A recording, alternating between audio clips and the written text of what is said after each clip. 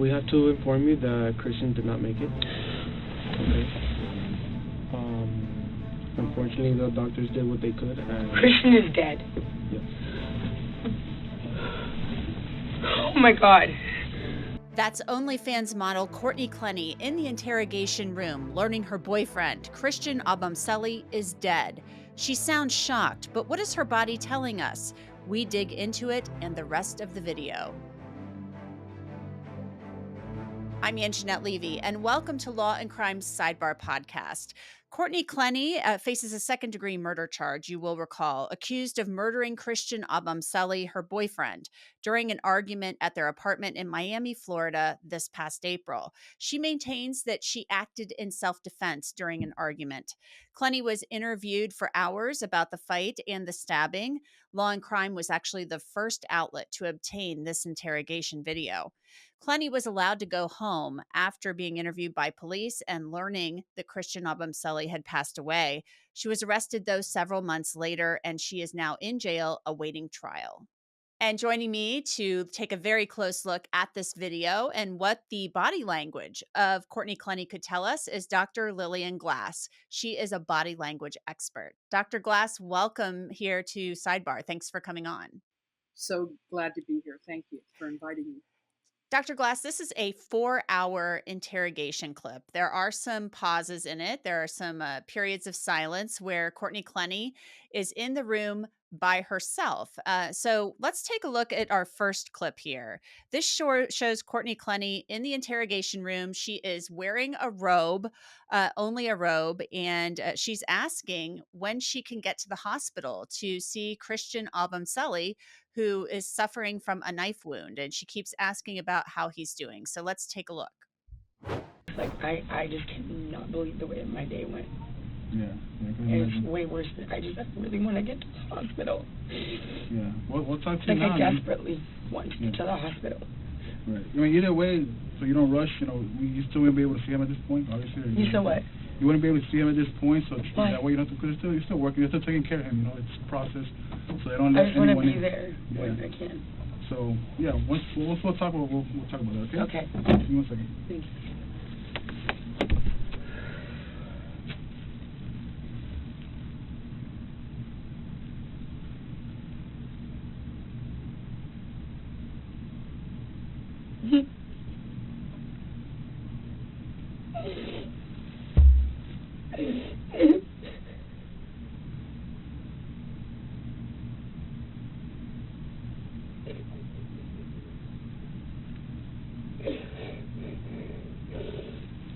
You're working on it.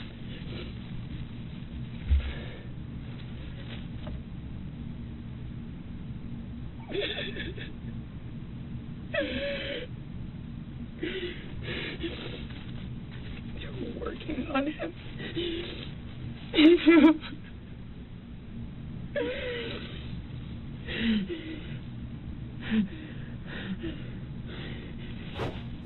Dr. Glass, I'm curious about your thoughts on this. She says, I just can't believe the way my day went. That to me seems like something you say when you get a flat tire or you're late for work or your lunch order is messed up. So your thoughts on that clip and her talking about she can't believe how this day went and she just wants to get to the hospital. What does her body language say to you?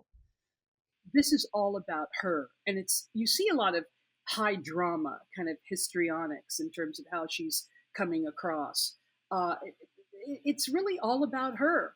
And then when she hears he's working on her, you hear the changes in her tone. They're working on him. They're working on him. They're working on him. And she's got this annoyed tone. So there's a lot of annoyance there. She just wishes would be over.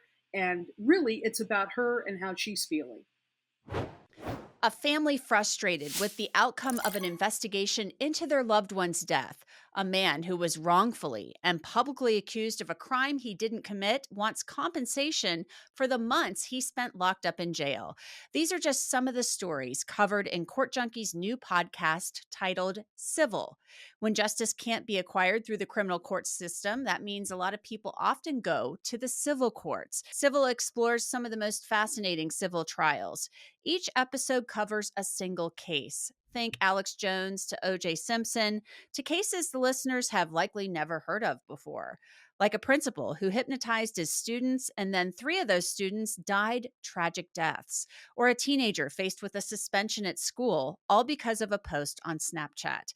New episodes are released bi-weekly. Subscribe to Civil on Apple Podcasts, Spotify, or wherever you listen to your podcasts. And I thought that was interesting that it was about her. And obviously, she's going to be concerned for her own well-being and her own future. She's sitting in a police interrogation room, which would be incredibly stressful. Do you gather at this point she knows she's probably in big trouble? I don't think so. I think at this point is she's annoyed, like they're working on him. Okay, come on already. Come on, get on with it. It's really all about her. We're seeing the ultimate in narcissism here. Everything is about her. How my day, well, you wouldn't believe how my day. What about this man? I wonder how my boyfriend's doing. I hope he's okay. None of that is going on. It's all about her. Well, let's take a look at this second clip. And in this clip, the detectives with the Miami Police Department actually come into the room. They're joining her. This is about 19 minutes into the interrogation room video. She's been sitting in there for a little bit by herself, crying and things like that. They walk in, and this is when they first kind of encounter her before their interview begins. Hello.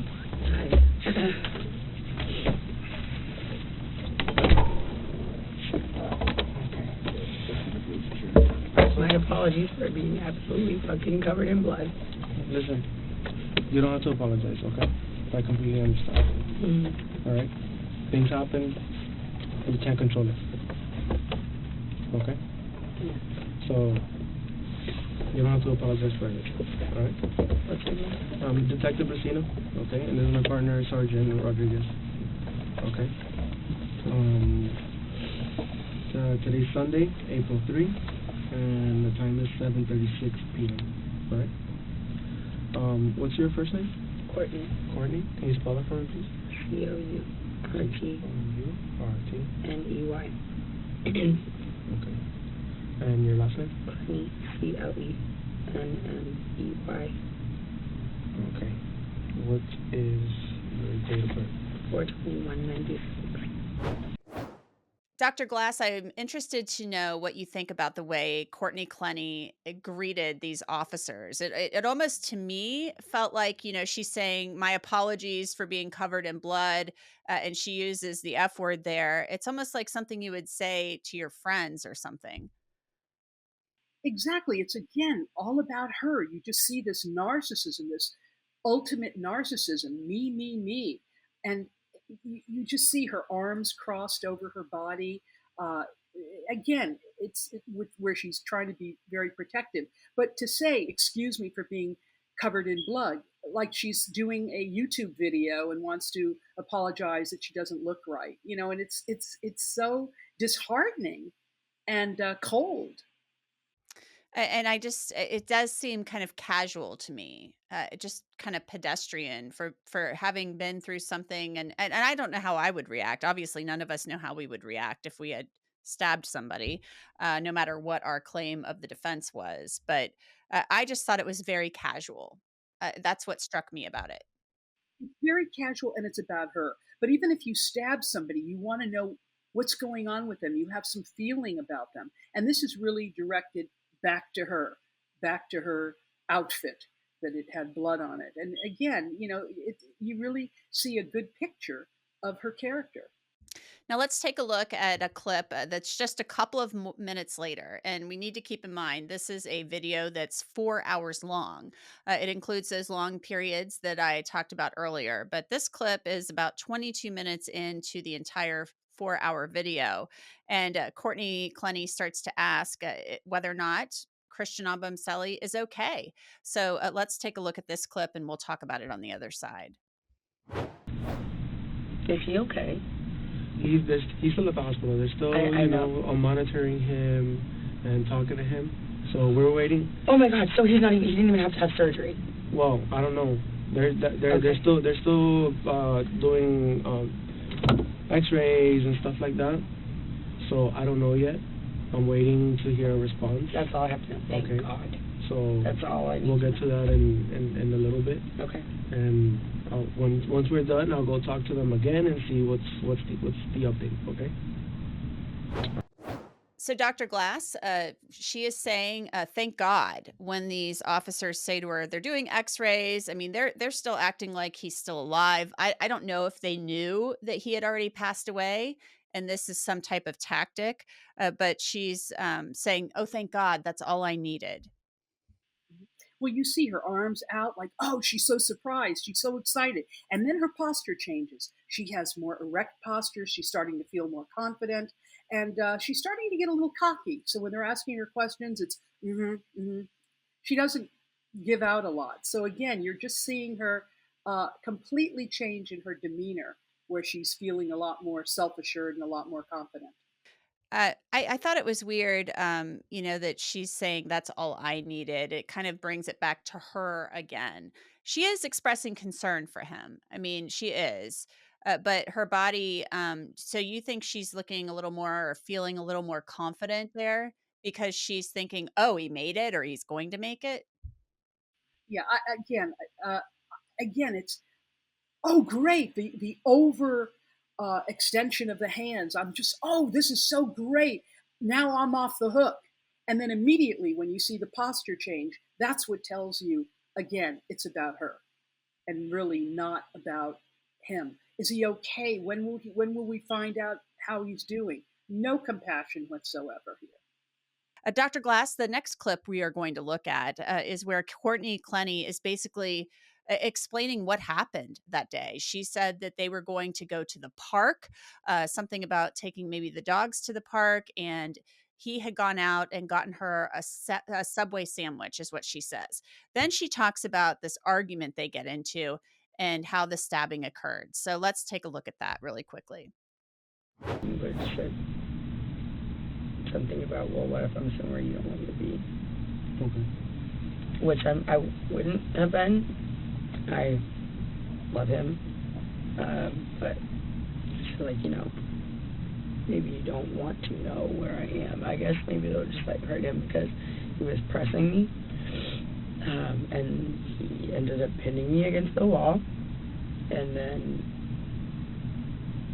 I said choking me on the floor. It's just they were looking at my neck, and I was like, I'm not saying choking me whatever, but he had my neck, and this happened twice before, okay, where I couldn't breathe and I was on the floor. Yeah. I could not breathe, and I don't think that he is trying to kill me, but I was scared, and all 3 times I have been scared. Okay. So yeah, I'm on the floor, and he had me pinned and lifts me up. I'm on the get my mom on the phone, and I'm just trying to really remember. I got my mom on the phone, and I remember she was standing against the couch. We were obviously it was a big deal at this point. So this happened over by the door and somehow moved over in the living room. He was standing by the couch, kissing for the kitchen. I was in the kitchen, and then he just I could see all the whites in his eyes, and he was coming at me, and so I grabbed one of these knives. My mom got me for Christmas. I grabbed one of them, and I was I swear to God. I swear to God.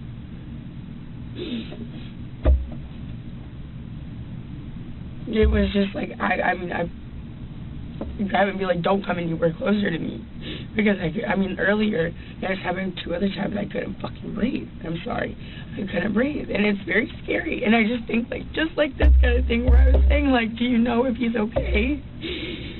If he's choking me and he's angry enough, he might this is different, I think. But if he's choking me or pinning me or something and I can't breathe, he might go too long.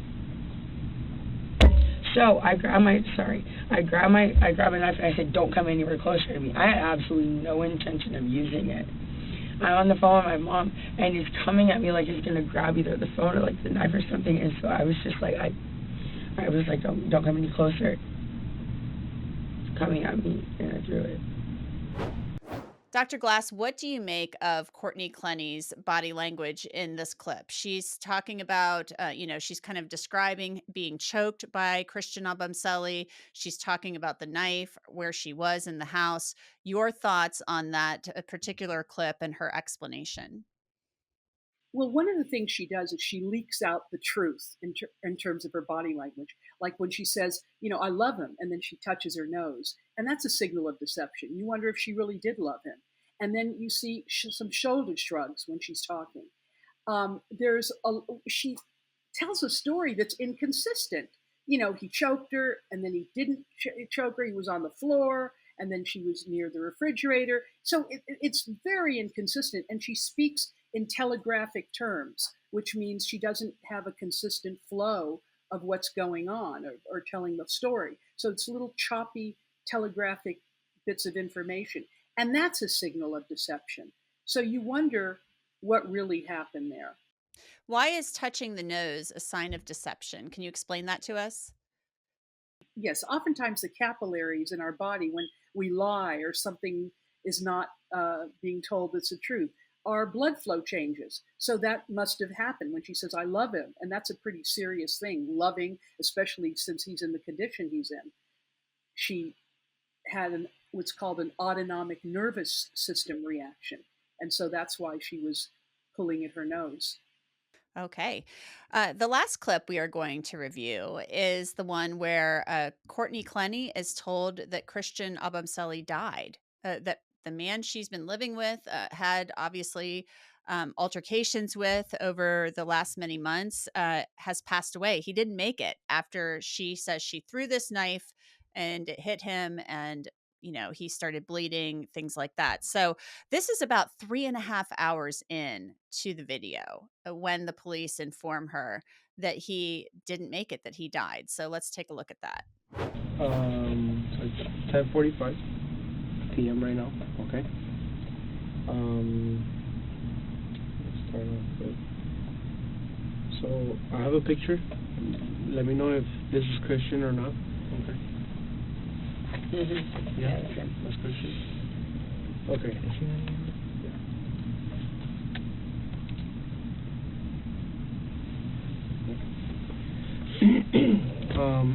So we have to inform you that Christian did not make it. Okay. Unfortunately, the doctors did what they could. And Christian is dead. Yes. Oh my God.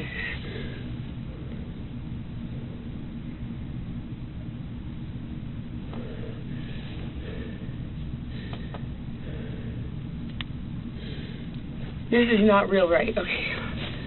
There's no fucking way.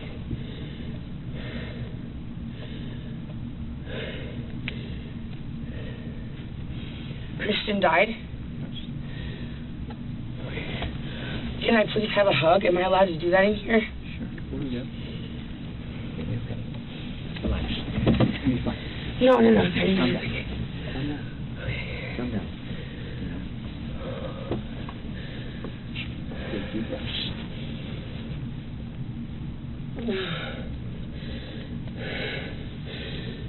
Just take deep breaths. You're gonna be okay? I need to hug my mom. I'll talk to your parents and get them over here. I cannot be left alone in like a room by myself. You won't be. After this. Dr. Glass, your thoughts on her body language, how she moved when they told her that he was dead, that he didn't make it. When they told her, she was in complete shock. She grabbed her throat, which is the most vulnerable part of your body. And then she just couldn't believe it. She has a defensive body language posture. She crosses her body language over. She's just absolutely shocked, and she can't believe it. And she thinks they're lying. And so she has to process it. So she doesn't have the reactions, oh no, he's dead. And these emotions come out. she is in the denial stage of what's going on. At first, she was in the shock stage, and you really see her body going into a shock, and then she's pleading with denial. No, you're lying, or you're not telling me the truth, and she's just trying to grasp what really happened. So you see the whole change in her physical stature, in her body. So, in your view, the way she reacted by touching the neck, the way she was positioning her body, that physical reaction, was that authentic shock or was that her acting? It sounds like you think it was authentic. This was the first time you really see something authentic, because she's grabbing her heart, she's grabbing her throat, she's really feeling it, she's grabbing her stomach, she's having some bodily reaction to this news. So it's not like she's cold at this point. In other instances, was we watch the interview, there's a lot of contrived behavior, and she's really talking about herself, and it's about her. But here is a situation where we really see her going through the stages of grief, and the first one is shock. We see the shock in her body. It's really changed. So you didn't think she was authentic up until this point, but in this moment, you do think she was being authentic, because that's interesting to me. Was she just acting and trying to? I mean, do you think she had hope that he was really going to live? I think she did, because, again, she has this narcissistic attitude, and, she could never do anything like that, or he deserved it, or that's, her thought process. And now she realizes she's in the police office, and he didn't make it. Now she's got a murder charge on her hands, and she's absolutely shocked. But again, I would say that she's more shocked about herself and her predicament than she'd be shocked about what actually is going on and what's happened to him. But she is showing some visceral signs of severe shock and severe issues. Well, Dr. Lillian Glass, we really appreciate your time today as we break down this video, and we hope to have you back on. Thanks so much. And that's it for this edition of Law and Crime Sidebar Podcast. It is produced by Sam Goldberg. Logan Harris does our video editing. Bobby Zoki is our YouTube manager. Alyssa Fisher handles our bookings. And Kiara Bronson does our social media. You can listen to and download Sidebar on Apple, Spotify, Google, and wherever else you get your podcasts. You can always watch it as well on Law and Crime's YouTube channel. I'm Angenette Levy, and we will see you next time.